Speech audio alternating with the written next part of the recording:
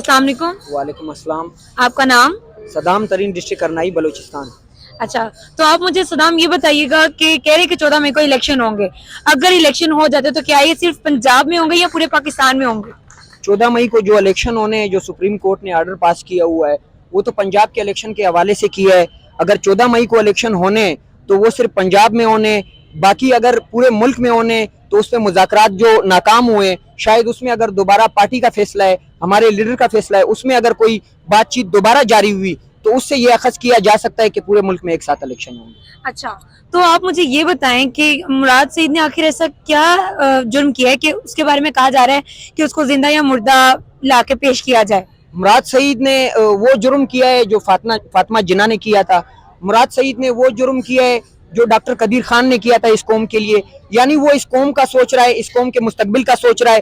وہ جو ہمارے قبائل ہے جو خیبر پختونخوا میں رہتے ہیں، ان کے اوپر جو آگ جلانے کی کوشش کی جا رہی ہے، جو آپ کو پتہ ہے سابقہ ادوار میں بھی وہاں جو آپریشن کیے گئے، ہم جانتے ہیں کہ وہ کس کی پالیسی تھی، وہ کس کی طرف سے یہاں بھیجی گئی اور کس کے ذریعے یہاں امپلیمنٹ کی گئی. لیکن یہ یاد رکھیں کہ یہ قوم اب جاگ چکی ہے.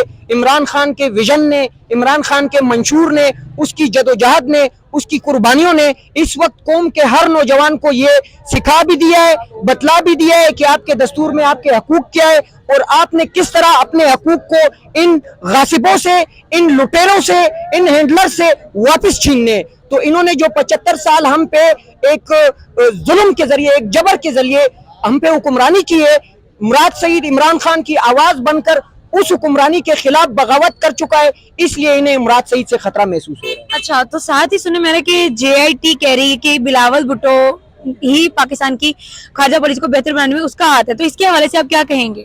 آپ کو پتہ ہے کہ بلاول آج، میرے خیال سے آج کے کل وہ ہندوستان کا دورہ بھی انہوں نے کیا ہے. یعنی اس چیز سے آپ اخذ کر لیں کہ یہ کتنے سنجیدہ ہے ملکی معاملات پر اور قومی معاملات پر. کشمیر پہ انہوں نے مکمل سودا کر لیا یہاں جانے سے، تو ہم یہی اخذ کریں گے. رہ گیا ان کی قابلیت کے حوالے سے کہ ان کی وجہ سے ہماری خارجہ پالیسی بہتر ہو رہی ہے.